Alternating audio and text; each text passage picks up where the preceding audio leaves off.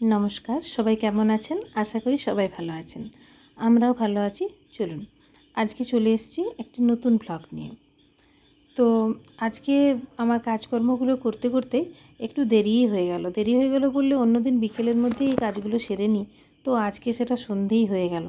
দেখতেই পাচ্ছ বাইরে লাইট জ্বলে গেছে। তো এই সময় আমি বিছানাগুলো একটু পরিষ্কার করে নিচ্ছি।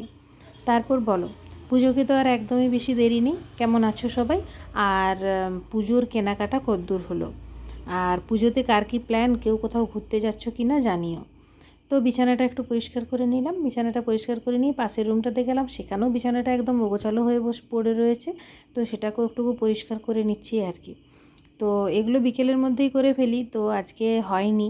সেই ক্ষেত্রে আজ সন্ধেই হয়ে গেল আর কি। একটু বিকেলে একটু কাজকর্ম করতে করতে দেরি হয়ে গেল। তো দেরি হয়ে যেতে তখন দেখছি প্রায় সন্ধে গড়িয়ে আসছে, তাই চটচট বলি না বিছানাগুলো একটু পরিষ্কার করে নিই।